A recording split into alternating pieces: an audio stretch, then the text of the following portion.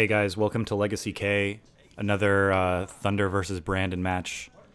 Ooh, looks like we're coming onto the video right as someone wins a Korean foil promo fatal push. Thunder isn't even going to play that. Like nobody, he doesn't play any decks that could run fatal push. He's decided that the promo is worth more than his Merit Lage token. Okay, so besides all of that, let's get into the game. Players have gotten their 7. I didn't see the die roll. Brandon on the right is playing Bug Opposition and is revealing a hand of Land, Strix, Oracle, Force, Visionary. And on the other side, we got a Primeval Titan, a Warping Whale, some posty stuff. So, Green Suns for the turn for Brandon. And he could start with turn 1 Dryad Arbor. Basically, yeah, he's going to go ahead and do that. The only question is whether he goes for a duel or not. And seeing Cloud Post, 100% get a duel. There's no reason not to get a basic here. Anyway, while he searches for Dryad Arbor Tropical Island, I have to... Oh, okay, I'm wrong. All right, sorry. Dryad Arbor will pop out here if he could ever find it, okay? And basically, Bug Opposition, if you guys are unaware, is a Jiria's Cradle deck that's going to use Opposition and a bunch of creatures like Mana Dorks and all of his Draw Elves to lock down the opponent's board. And then the win condition is usually just Craterhoof Behemoth a la Elves. So this deck runs like Coiling Oracle, Shardless Agent, instead of just being a mono green or a rock deck like Elves, it's actually a 3-color bug deck. So it gets access to Force of Will to protect its own combo and to make sure that maybe sweepers don't resolve, things like that. But really what he wants to do is race up to a lethal Craterhoof. Oh, what was that? That's exile your Dryad Arbor, dude. So for the low cost of 2 mana, Thunder has gotten rid of Brandon's ramp, so it's impossible for him to cast a 3 mana spell this turn. I have to imagine he's probably just going to drop Visionary. Okay. Same. So I think his hand is 2 Visionaries now. This deck is going to try to play like Dryad Arbor, Noble Hierarch, Deathrite Shaman, etc. Get up to 4 mana, drop an Opposition, and then... I think you have to decay that candle. I think you have to get rid of that thing. Like, more importantly than advancing your own board state. Because if I'm counting this mana correctly, I think there are a couple ways that he could reach Primeval Titan next turn. That said, we do have Force in hand from Brandon's side. So Oracle draws into Oracle. All these cantrip creatures, this is my favorite thing in Magic, to be honest. If you want to know more about this deck, you can go to the source and check out the Bug Opposition thread. I'll go ahead and link it there. Also, I think the post players might be interested in this as well. Obviously, the source is our #1 source for all Legacy list and development. Thunder, since he didn't have like a turn 2 post to go with his other post, it's difficult for him. All right, do we have another land? I don't think we did. He's going to go for a Visionary in order to try to hit his next land drop. Yeah. So he's going to fetch out Underground Sea, pay 2 mana for the Elvish Visionary, and attempt to draw into a land so he can play that as well. The danger here is that he's advancing his own board, and he's getting to a point where Craterhoof will end the game. But I don't think that he's prepared for big uncounterable Eldrazi to come out of Thunder. And both players are just sort of like racing past each other. And here's the thing about that Warping Whale. Warping Whale is a fantastic answer to Green Sun and Natural Order. So I think that you probably have to keep Whale up. Brandon's hand does contain an opposition. It's possible to just oppose down the huge creatures and not die to them, but most of them have on-cast effects that are very detrimental. Like, if Thunder... Is that a Bajuka bog? Target. Yeah, bog you. So that's a pretty bad land. 6. In this matchup, it's basically textless. That's just a come into play tapped land that doesn't ramp us. It appears that we were unable to cast Primeval Titan really on time here. And I think Brandon's quite far ahead now. He's playing with fire by not decaying that candle. Since it really seems like Thunder is probably just like 1 mana short or something, let's just cut him off a little bit. Of course, we could land opposition here and attempt to... Man, this is so awkward without Noble Hierarchs. What I'm thinking, though, is if we landed opposition this turn and then just started tapping down all of his lands in upkeep. Can you do that? Am I going crazy? Tap target artifact, creature, or land. Yeah, I'm sort of in the market for landing opposition first instead of crowding the board like this. I feel like, oh, here's a crop rotation. If this isn't countered, then I'm expecting Tabernacle to appear. Fine. And Tabernacle is... Oh man, it's resolving.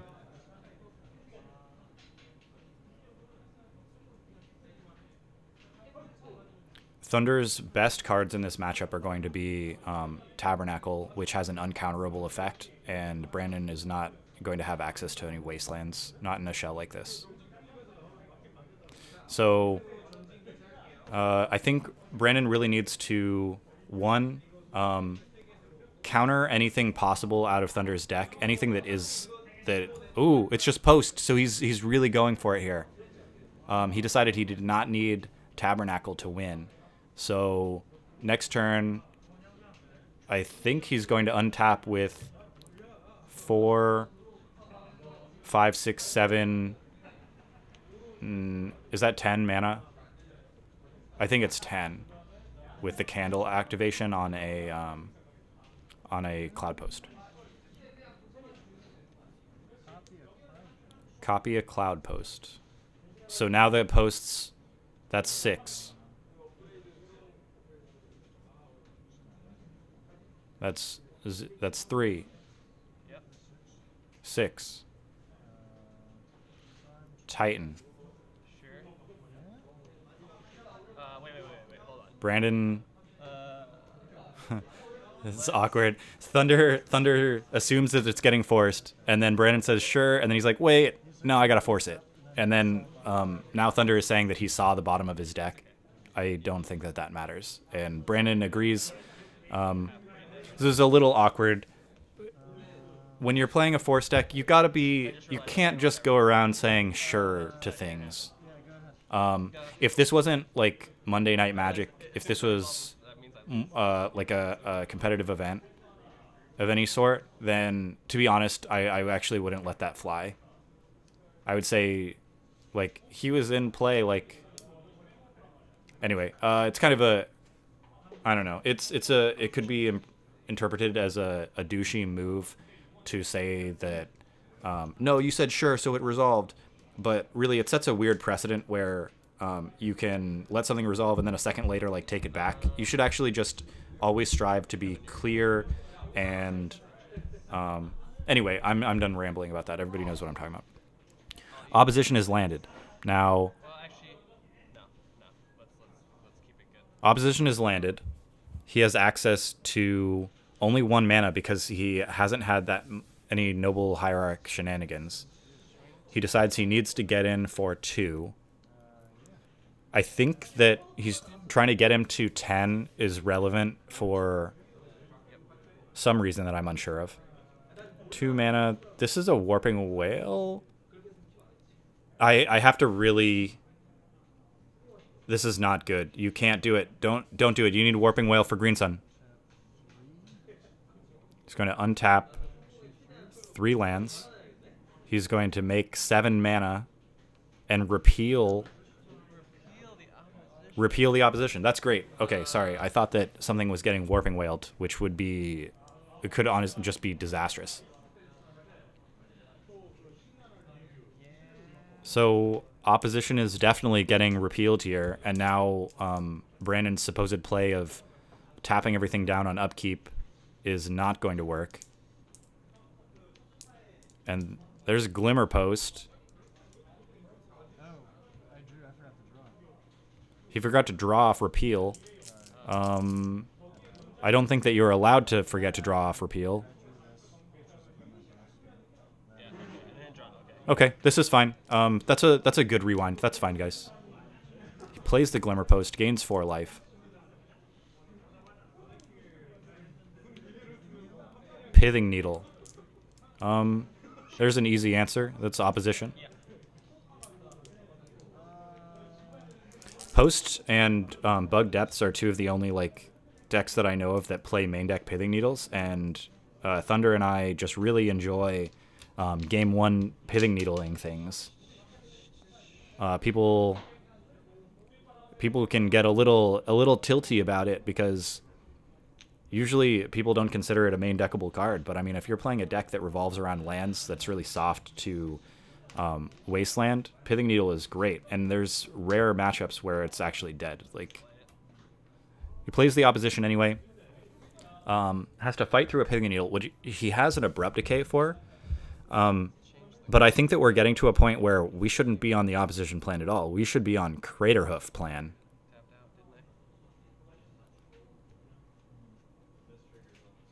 Oh no, I really disagree. Thunder has taken down his Green Sun protection in order to just save like 1 life, then 2 life. Then I think that that's very risky. But maybe he figured the clock from the Deathrite is going to be too much to overcome. Repeal the opposition, draw a card. This has to be a haymaker here. It is a Pithing Needle. That doesn't seem great. Opposition. Yeah. So since he got rid of Deathrite Shaman, he's just going to name opposition twice, and now Brandon, I doubt that he has any way to get through that. He's drawn Gia's Cradle. Does he need to search for... That's a lot of mana. Oh my god, did he had the Craterhoof in hand? Oh, no, he had the Green Sun. Okay, so Thunder's going to scoop it up, and I think he immediately recognized his mistake with the Warping Whale. Yeah, that's tough. He's being a little hard on himself because, I mean, you want to use your mana when you have it available. You want to get that Deathrite off the table, but Warping Whale is one of his only pieces of protection against Green Sun, and so he lost on the spot to a lethal Behemoth.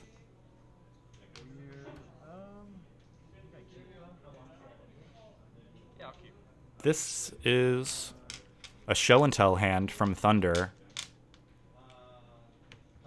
Starts with a Cloud Post. Next turn he'd probably have 3 mana, so he'll do... I mean, Brandon's just going to play like Noble Hierarch or Deathrite Shaman, and then Thunder will untap and present, I mean, maybe something ridiculous. So he's going to play a Mirror here. Thunder having access to Mirror means that he can activate it for 3. Yeah, retap those lands. What's happening here? Mirror says it becomes a copy of any artifact, creature, or land until end of turn. So it can do nifty things like it can become a copy of Dark Depths and become a Merit Lage immediately. It can become a copy of any of his really large, ridiculous things like Primeval Titan. Does that work? If it becomes a copy of Primeval Titan, it doesn't trigger, so that's not so good. There's definitely a few tricks in here. I think let's show and tell into Primeval Titan to start with.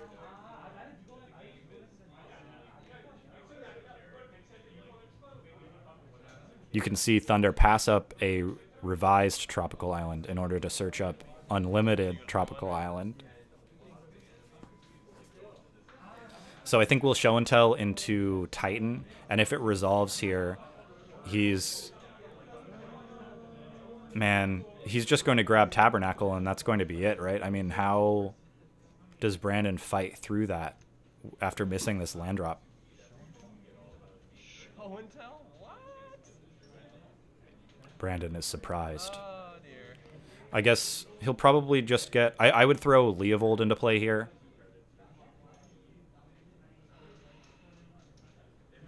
That looks like Leovold. Huzzah. Oh god. Search.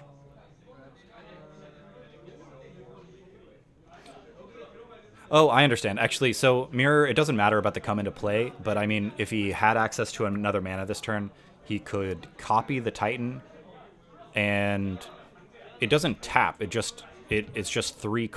So it becomes a copy of this creature, and then it could attack because it was put into play last turn. That makes more sense. This deck has a lot of really nasty things that it can copy with the Mirror. It's a little bit expensive, and it's hard to get the ball rolling, but I've played against it where it sort of keeps people from playing Dark Depths. It has a lot of utility against various hostile things against your deck. You can use it to copy various utility lands of your own in order to use them again for a turn. Like having access to 2 or 3 Maze of Iths in a turn sometimes is just game winning. And then you attack. So now he's going to attack Tabernacle, and then and get Tabernacle, and Brandon will scoop. Thunder has made a takesy backsy on his land drop for the turn. That's a total of 1 takesy backsy for each player. I think that that's okay. Mirror and attack you. Yeah, okay. So 2 Primordials coming through. That's a really good. I feel like in Brandon's spot, I would have allowed the triggers to come through because I want to see what Thunder is going to search up.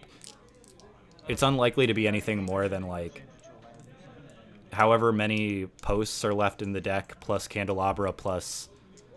See, I don't know. So if he could have grabbed something that would have been interesting. I think Thunder is holding a... It's a green card with a big tree on it, and I think that that's a fog effect. Yes, Fog against a lethal Craterhoof seems hilarious.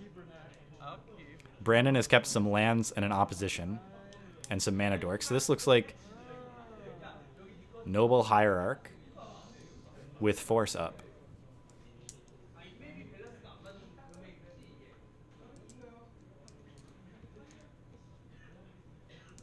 He's holding his hand like an intricate puzzle. Okay.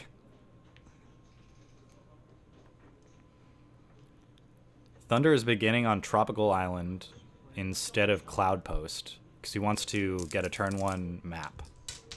And the map is quite threatening here because as early as next turn, he could search up Tabernacle. And Brandon is only going to have 1 turn to really interact with that. If he goes and gets a Black Source and decays this map right now, I think that that's a perfectly valid response because this is such a problematic card. Or rather, the card isn't problematic itself, but there are so many things that could come out of the deck uncounterably. I think he has to decay the map on the spot, which will set us back a little bit. Meaning he only has access to 1 mana this turn in order to advance his board.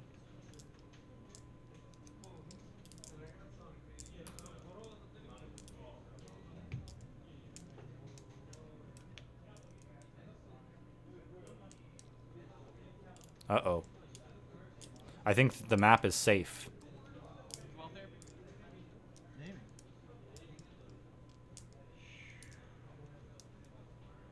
Show Names Show and Tell and misses. Sees a hand of... Oh, what is that? Please read that card for me. Moment's peace. It's called Moment of Peace. And there's a mirror and a crop rotation.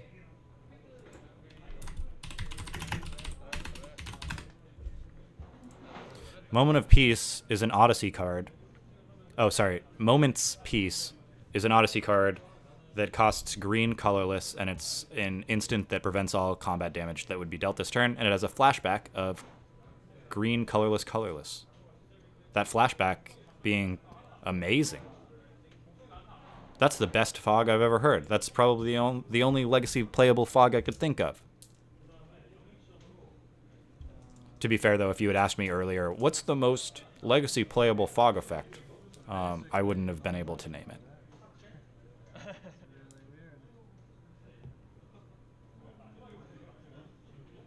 Yeah, over the last 10 games, this deck has felt really strange.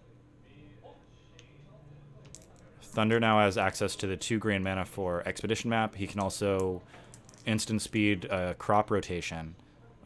But he will just end up losing whatever land he sacrifices into a force, probably. Tap a peep drop. He draws Green Suns for the turn. He's got to be really wary of Tabernacle, and since he can actually prevent it from coming into play either from the hand or from Expedition Map, which, I mean, Thunder's turn now is end of turn activate map. It means that he basically just cannot play too many creatures onto the board. Edric? What does Edric do here? And wow. Wait. You did that? Okay. I'm confused here. Are we only saving 2 damage with Moment's Peace here? Is the attack on Edric that important?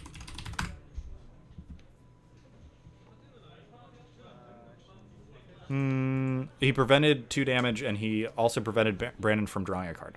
Okay, that's right. So here comes main phase activation of Expedition Map, so we can put Tabernacle into play as his land for the turn. His hand is quite bad. Brandon will untap and have to... I'll do to pay for this, and then... Pays for everything. Draw. And draws a card. And if he just gets strangled by this Tabernacle... Draw. 2 draw steps. Wow, that's... Alright, Edric is amazing. I thought it was just for himself. Yeah, you're good. Sorry. Whenever a creature deals combat damage to one of your opponents, its controller may draw a card. Beautiful. Here's a mirror. This is an okay force target.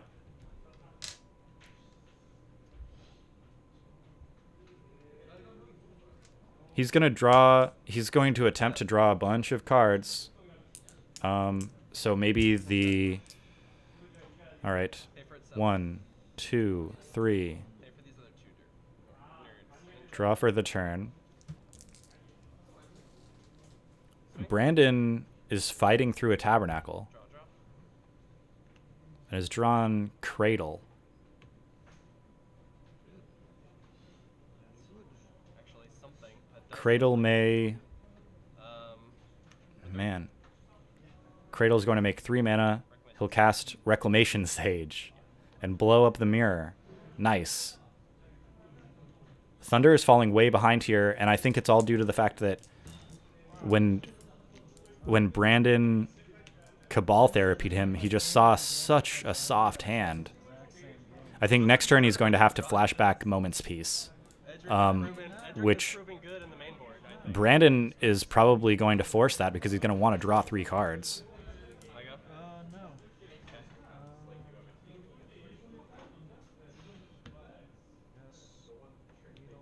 Needle. Wait, yeah. Sure. Needle. Thunder, that was a little sloppy, man. You don't want to present double needle because I mean, if he was like a little crazy, he might have countered this one or something. Okay. Now, knowing beforehand that there are two, anyway.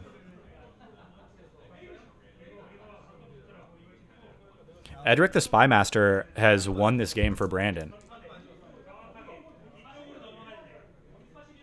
And that trop is not in play. That's still just revealed information. He's going to try to rotate his forest away. Rotate what? We're gonna force your crop rotation. Yep. This just feels so strange. Alright, we're gonna leave that up to pay for stuff. Untap. Gia's Cradle makes 4 mana on upkeep. I thought that Thunder was going to Moment's Peace this turn. But now he cannot. Spent too much mana. I don't think there's anything I can draw that would actually save me. I think that the current plan of just like value bashing and drawing a bunch of cards is way better than trying to go for it here. So just gonna draw 4 cards. Wow. Oh my god. That would be a draw 3. How do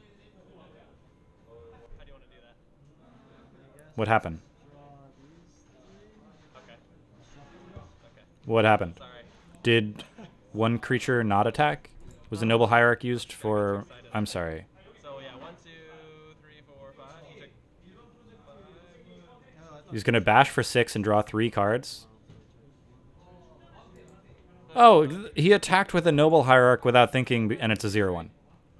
All right, I should have caught that way earlier. Sorry, everyone. I don't think I've seen anything like that. Wirewood Symbiote. Baleful Strix. Let's see. 1, 2, 3, 4, 5, 6, 7. Okay. Yeah, that's enough. Well, be careful. Don't count Baleful Strix in your Cradle mana. But anyway, draw a card.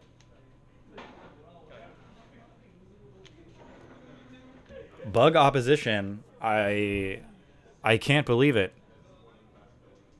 Yeah. Oh, I'm scared. I think Thunder might have a few... What board wipes does he have access to here?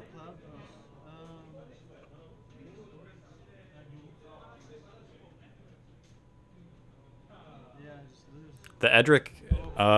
the Edric has slayed Post. There, he just killed him. Like just no cloud post in the whole deck. Fuck, dude. Well, at least Good game, Brandon. This is my cloud. So game 1, we saw what happens when Post resolves a Primeval Titan. Game 2 and 3, we saw what happens when That's the same thing that happened when Post sort of just doesn't slam huge Eldrazi's too fast. Like, normally, my style of deck folds to, like, Ulamog. But, well done, Brandon. Good game.